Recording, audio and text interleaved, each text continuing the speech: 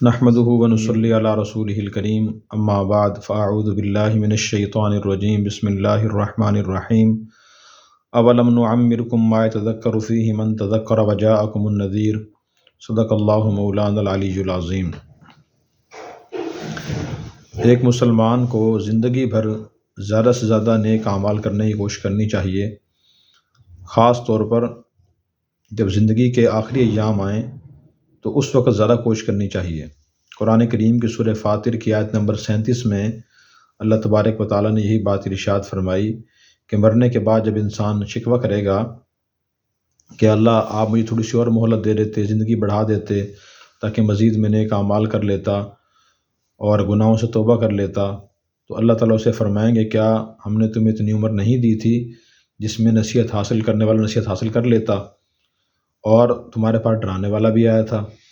اللہ یہ بات فرمائیں گے، تو اس سے معلوم ہوا کہ بندہ اس سے پہلے ہی اس شکوے سے بچنے کے لیے آدمی عمل کر لے۔ تو اللہ یہ فرما رہا تمہیں ہمیں اتنی عمر دی تھی پھر تم نصیحت حاصل کر سکتے تھے،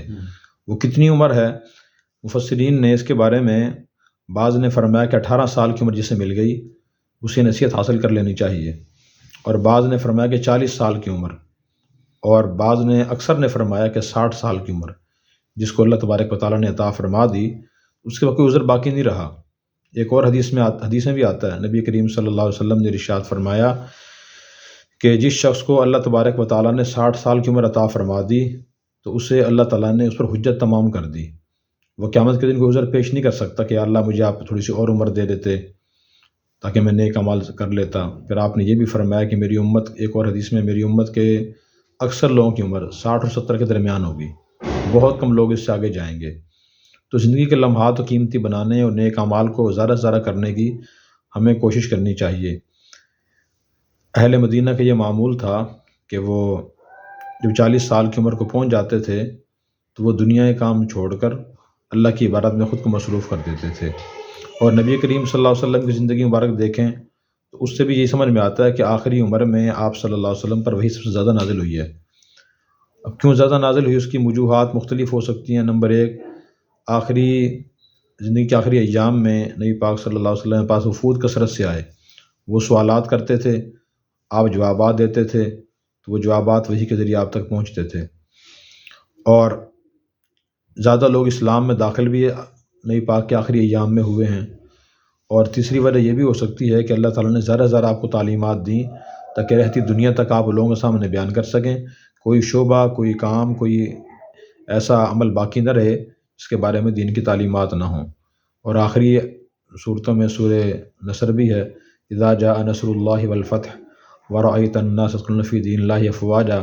فسبح بحمد ربک واستغفر انہ کان توابا۔ جب اللہ کی مدد آئے گی اور فتح آئے گی تو پھر آپ دیکھیں گے لوگ جوگ در جوگ اسلام میں داخل ہوں گے، فوج در فوج داخل ہوں گے۔ اس وقت آپ اپنے رب کی حمد بیان کیجئے، تسبیح بیان کیجئے، بے شک اللہ تعالیٰ بہت زیادہ توبہ قبول فرمانے والے ہیں۔ تو جب یہ صورت نازل ہوئی تو اس کے بعد آپ صلی اللہ علیہ وسلم نے اپنی عبادت بڑھا دی تھی۔ وہ حدیث میں آتا نا کہ آپ رات کو اتنی عبادت فرماتے تھے کہ آپ پاؤں ورم آ رہتا تھا، تو صحابہ نے عرض کیا کہ یا رسول اللہ بخشائیں، تو آپ کتنا کیوں عبادت کرتے ہیں؟ تو آپ پھر فرماتے تھے فلا اکون یا فلا اکون عبدا شکورا، کہ میں اللہ کا شکر گزار بندہ نہ بنوں، میں مجھے شکر ادا کرنا چاہیے۔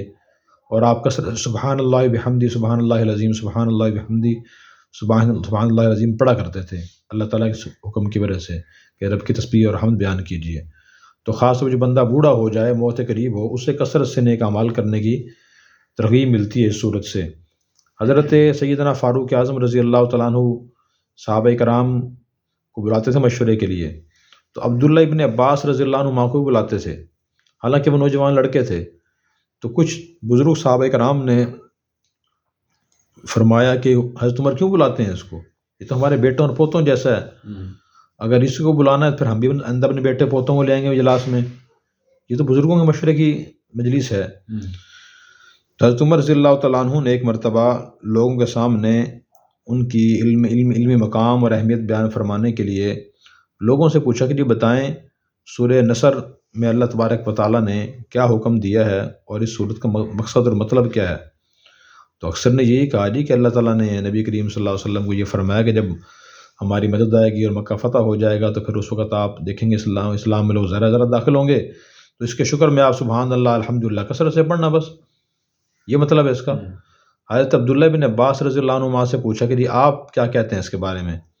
تو انہوں نے فرمایا کہ اس صورت میں اللہ تبارک و تعالیٰ نے نبی کریم صلی اللہ علیہ وسلم کی موت کا اشارہ فرمایا کہ جس مقصد کے لیے آپ کو بھیجا گیا تھا وہ مقصد پورا ہو گیا، مکہ فتح ہو گیا، دین اسلام بھی پھیل گیا، مدد بھی آ گئی، اب آپ کی زندگی کے آخری ایام ہیں، آپ کثرت سے عبادت کیجیے۔ حضرت عمر رضی اللہ عنہ نے فرمایا کہ میں اس وجہ سے اس نوجوان کو ساتھ بٹھاتا ہوں، میں ان کے علمی مقام کی وجہ سے۔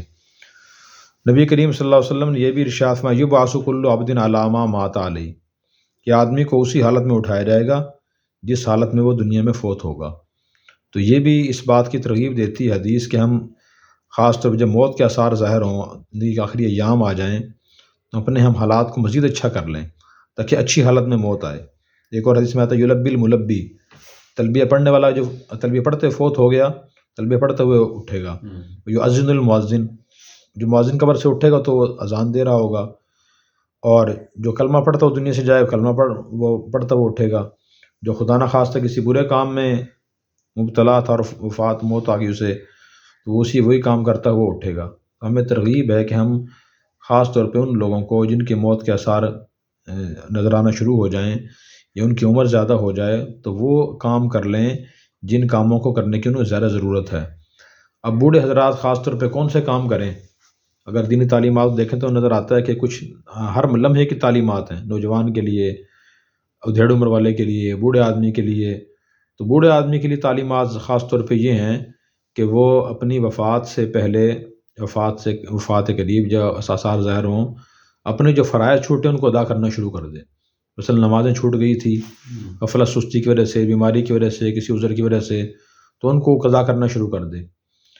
زکوٰۃ کئی سال کی رہ گئی ہے تو اسے ادا کرنا شروع کر دے۔ حج ذمہ فرض تھا ادا نہیں کیا، اسے وہ ادا کر لے۔ اگر ان چیزوں کو ادا نہیں کر سکتا تو کم از کم وصیت کر دے اور لکھ کے رکھے۔ بندوں کے حقوق اس کے ذمہ ہیں، کسی کا قرض ہے، کسی کی امانت اپنے پاس ہے تو وہ ادا کر دے، یا پاس لکھ کے رکھے۔ ادائی کا وقت نہیں آیا، استطاعت نہیں ہے تو لکھ کے رکھے، وصیت کر جائے۔ اسی طرح اکثر گھروں میں والدین کی وفات کے بعد وراثت کے اختلافات، جھگڑے کھڑے ہو جاتے ہیں۔ تو جس آدمی کو یہ غالب گمان ہو کہ میری وفات کے بعد اولاد میں اختلاف ہوگا زمین جائیداد اور دولت کی وجہ سے، اس کے لیے بہتر بلکہ ضروری ہے کہ وہ زندگی میں تقسیم کر جائے تاکہ بعد میں اختلاف پیدا نہ ہو۔ تو خلاصہ یہ ہوا کہ قرآن کریم کی آیت بہت اہم ہے کہ اللہ فرمائیں میں تمہیں اتنی عمر دی تھی، اس میں نصیحت حاصل کر سکتے ہو، نصیحت حاصل نہیں کی تو آدمی نصیحت حاصل کر لے۔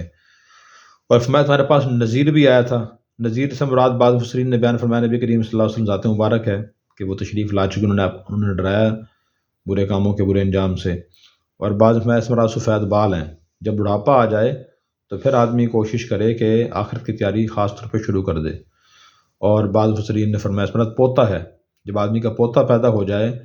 پھر بھی دادا جی کو اپنی آخرت کی تیاری خاص طور پہ شروع کر دینی چاہیے۔ اللہ تبارک و تعالی ہمیں